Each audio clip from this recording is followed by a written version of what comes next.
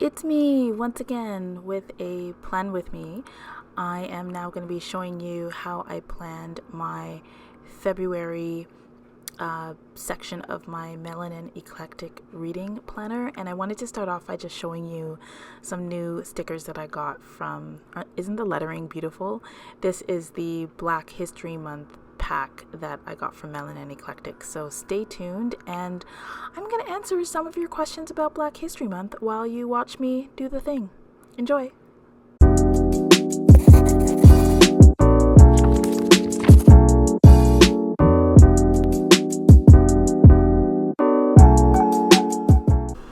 Since you can see what I'm doing, I thought I would use this as an opportunity to talk a little bit about my views on Black History Month.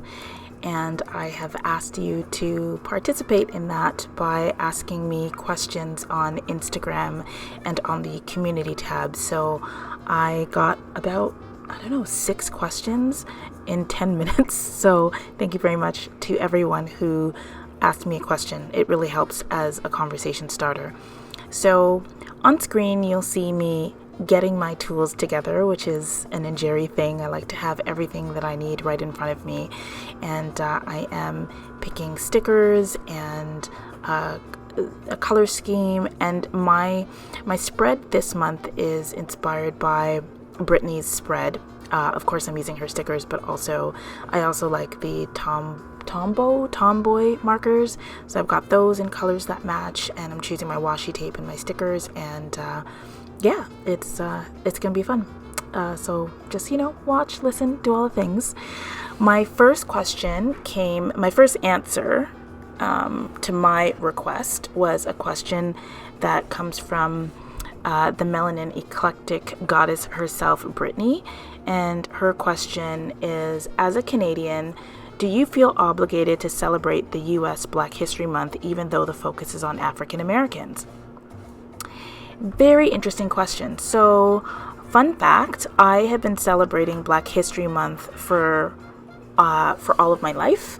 The church that I went to when I did go to church and when I was a young person, a young lassie, Lassie's the dog. Maybe I'll just say young girl and not embarrass myself.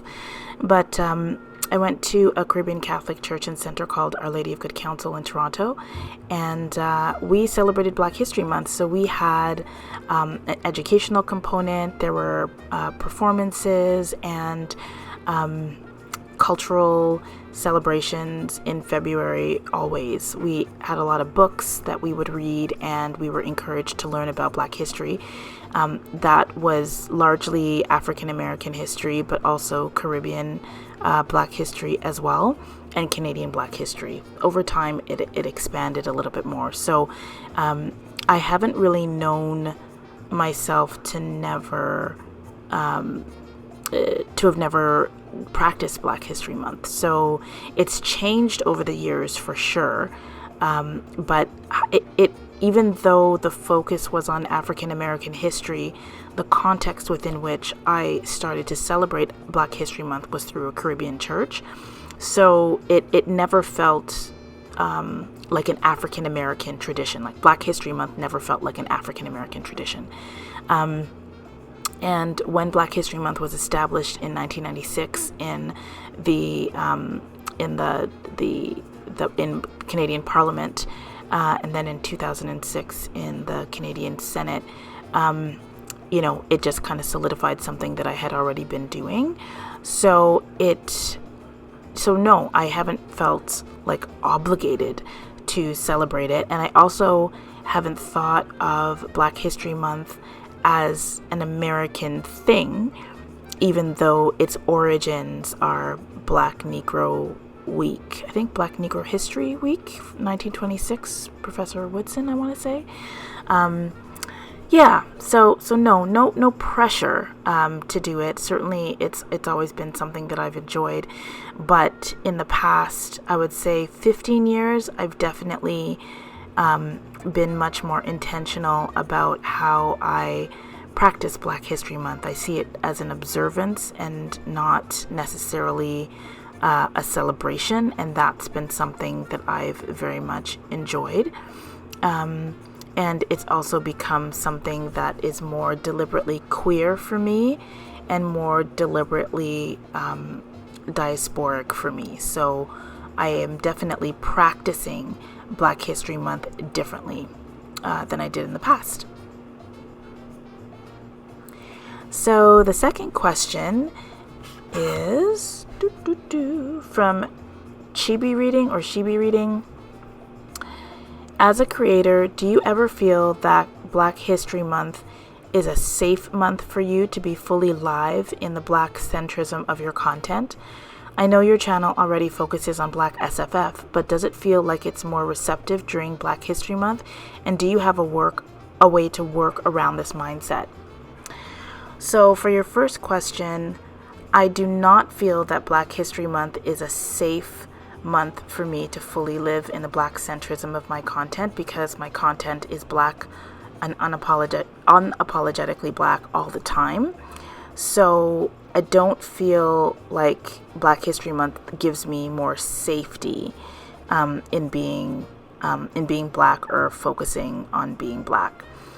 But what it does do is it provides me a month in the year when I know that other people who do not focus on Black content all the time might be focusing on Black content. And so I might be more deliberate about what I do. So like this video, for example, I've never done a Q&A for A Plan With Me before.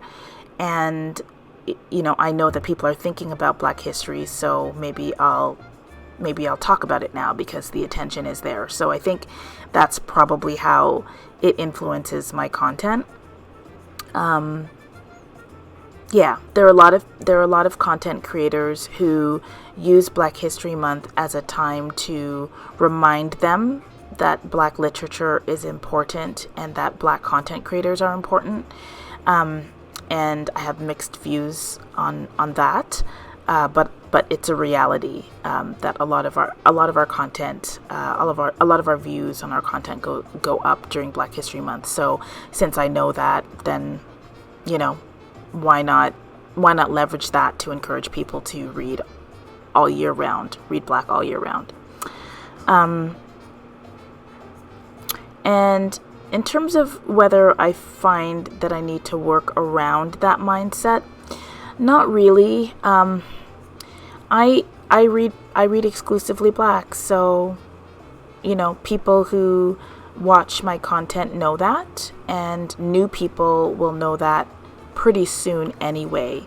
So it doesn't really change. It doesn't change me, and I don't feel the need to do anything about what other people think at this point.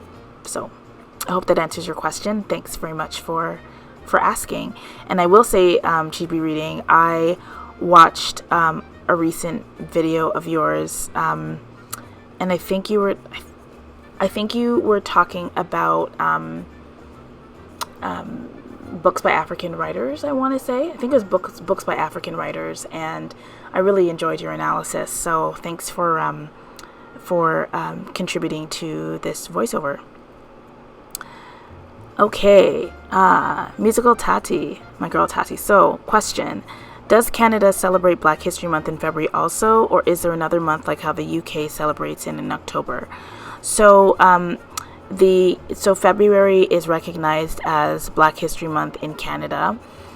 It was established in 1996 by a motion brought by Dr. Jean Augustine, who was the first Black woman to be elected to Parliament in Canada. She's from Grenada, where my mom's from, and she's the one that brought it forward. She was also the first Black woman to be secretary to the PM. So she brought it in, and it was brought in February. A lot of our celebrations align with the U.S. in some way, and Black History Month is no different. And I think it kind of makes sense given the origins of having a month to celebrate Black folks. I'm not sure why it is why Black History Month is celebrated in October in the UK, but I would be really interested in finding that out. But yeah, That's the answer. Thanks for the question. And then Graham Turner asks, what's your favorite Nnedi Okorafor tale? So, not quite a Black History Month question, but I don't know that I have a favorite Nnedi Okorafor tale, actually. I really don't. But I think when you ask the question, I guess two things come to mind. And I guess they come to mind because I think they're lesser known pieces of Nnedi Okorafor's work that I think people should explore. The first one is a young adult, I believe it's a novella, it's a short novel, if it's not a novella, called Zara the Wind Seeker. And it is a very, very beautiful African futurist tale that involves a young girl. And the way that Dr. Okorafor melds magic and technology in this is just beautiful. So Zara the Windseeker. And then also the short story Moom, which shows up in the first volume of Afro SF, which is a collection of science fiction written by African writers.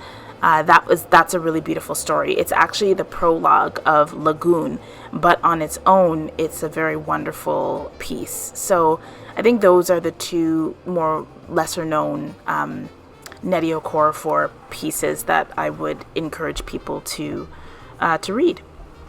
So let me just refresh and see. Thanks for your question. Those are all the questions that I was asked on the community tab. I'm just going to head over to Instagram and see what's there. So if you check the screen, I've just finished my monthly calendar, and I really love the way that it turned out. Now, as you'll know from if you have the planner, or if you have watched my January plan with me, or anybody else's Melanin Eclectic plan with me, Brittany has very, very thoughtfully included these to-do lists. This is the content creator version of the planner, so it's really helpful because it allows you to put all the things that you need to get done, and also to plan the things that you need to get done in a way that is alongside your actual reading. So you'll see here that I'm writing down all my book-related projects. So I've got ONYX pages and solar powered, and there are a number of other initiatives that I'm involved in, and so it's great to have it all here, because my problem last year was that my reading planner was only for my reading, and then I had a notebook for my other content creation stuff, and it was a little confusing to have it in different places, and I wanted my content creation to align with my reading. But I also wanted my content creation to align with other bookish initiatives I'm engaged in, and so the planner allows me to do that. So here you are, you're seeing me put my to-do list together and make sure that I have half a page for each of the initiatives that I want to prioritize this February. Okay, let's see if there's anything over on Instagram, if people have questions.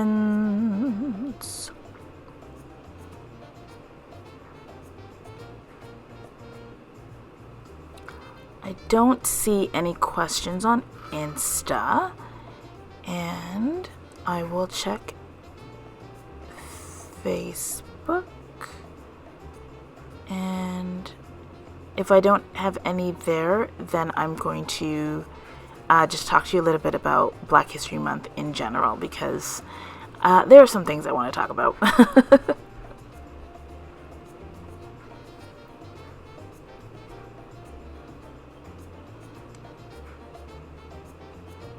And if you're looking at the screen, which you probably are because you're watching this, I'm decorating my the half pages that Brittany has given us to write down our thoughts. I found that this was a really good model for me. I will show you a flip through at some point of my January planner, and I really loved the opportunity to just quickly jot down what my thoughts were and not to overthink it. And you'll see here that I'm using my Simone stickers because, as you can see, I have a pretty intense collection of these stickers, and it was a lot of fun to just like match the outfits of the Simones to the washi tape I was using. Another thing, if you're somebody who likes to decorate planners as a way to encourage you to use them, one thing that I would recommend is while you're decorating your pages, feel free to go back and forth. Like you'll see, I do this a lot. I flip back and forth a lot. I take a look at the color scheme. I try to make the color scheme kind of match. And just, I try to have fun with it. So you don't have to be super rigid, although I can sometimes be that way. You don't have to be super rigid. And if you have, if you purchased a Melanin Eclectic planner, and even if you haven't, so Brittany has these sticker sheets, the one that I'm using right now. It's got all the months of the year. And then it's got stickers that you can use for wrap-up pages. So even if you have like a bullet journal or even on a piece of paper or your regular diary or whatever, it's got these great stickers for total pages read, total books read, favorite book, least favorite book, and that kind of thing. So here I am setting up my February wrap-up page of the planner. And I gotta say, like, these colors are they're so vibrant. I'm so glad that Brittany chose this color scheme. Typically I see like green, black, red, and gold for Black History Month, but I just love that we've got this blue, and it just opens up a world of possibility because we don't need to always use the same colors. So as you can see, I am using as many colors as I possibly can to make this page as vibrant as possible. All right, so while I am talking to you, I'm going to check to see if there are any questions on Facebook. So here's my thing about Black History Month. I think the Black History Month is super important, and I'm glad that it is celebrated in North America and other places in the world. My view on Black History Month is that sometimes we lose focus of the purpose of the month. And the purpose of the month, in my view, was to encourage people to integrate into their worldviews a reverence and appreciation for the contributions of Black people. The problem is that focusing on Black History Month as a celebration or an event doesn't really encourage the integration part of the month, right? So the idea was, you can't really appreciate the prosperity of North America without understanding I don't want to say the contributions that Black people made to the development of North American culture. I mean, that's certainly part of it, but in terms of even the establishment of North America, you just can't think about it and can't honestly understand it without understanding that the enslavement of African peoples was a necessary feature of the development of the continent, right? And of course, you can't talk about the enslavement of African people without talking about the colonial project that involved the attempted genocide against indigenous people on Turtle Island, right? So I think it's difficult for some to remember that Black History Month was supposed to be and is still supposed to be a solution to a tradition of thinking about North America without thinking about African descended people, without thinking about Black people. So as Black History Month has become more corporatized, it has turned into more of a celebration of Black achievement, as opposed to a reverence for Black history. And that's one of my gripes. And also, ironically, Black History Month tends to be a time when Black folks work a lot to, whether it's put on events or to create unique content. And a lot of Black artists get a lot of work during Black History Month, but the work is often underpaid. Let's be honest, underpaid. Sometimes the requests are so rushed or ill thought out because people are not thinking about the contributions of Black artists all the time. It's just, oh my gosh, it's February, we need a poet. Oh, we need an artist. Oh, we need a logo. Oh, we need a dancer, right? And so as somebody who has worked with Black artists at all different times of the year, but also through Black History Month, I've noticed in the past couple of years that I've actually heard that there are artists and whole communities of artists who refuse to actually take any contracts during Black History Month because of the disrespect in the treatment and the tokenization of their artistry and their work. So I think, if Black History Month ends up being an intellectual crutch for people to know that they don't really have to think about issues related to Black folks unless it's Black History Month, then the whole goal of Black History Month will just not be met. And so that's something that I worry about, and that's why Black History Month can be a tense time and sometimes an exhausting time for me. So I've got a great question here over on Instagram from Bree, the Lockbooktician. Do you think that Black history tends to focus on a particular time in Black history? And yes, I absolutely do. I think that we focus a lot on the enslavement of African people and the transatlantic slave trade in particular, and even more so the African American experience, as opposed to other places where African people were enslaved, for example, like the Caribbean, like Latin America, like Canada. So I think that's definitely a focus. Certainly, as I mentioned, when I was growing up and we celebrated Black history, the focus wasn't on slavery, mostly. The focus was actually, we had these little books and we talked about the great kings and queens of ancient African nations. I'll just pause here because the page that I'm working on right now is a page where I'm writing down authors that I want to interview this year. So so we talked a lot about like kings and queens and African inventors, and we had quizzes and tests and things like that we needed to fill out and so on. So as a child, the focus was not on the transatlantic slave trade. But as I got older, so as an adolescent and then as a young adult, I found that my focus on Black history was more so that, and African Canadians who had made a contribution to Canada, to the development of Canada. So a lot of firsts, right? The first lawyer, the first doctor, the first newspaper editor, the first all-Black theater, things like that. But I don't know. I'm not sure actually if that's totally fair, Bree, because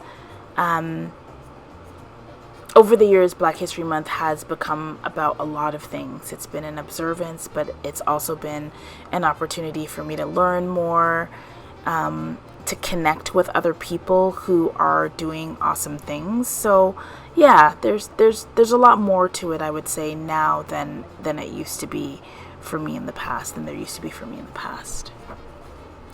All right, there's about a minute left on the video.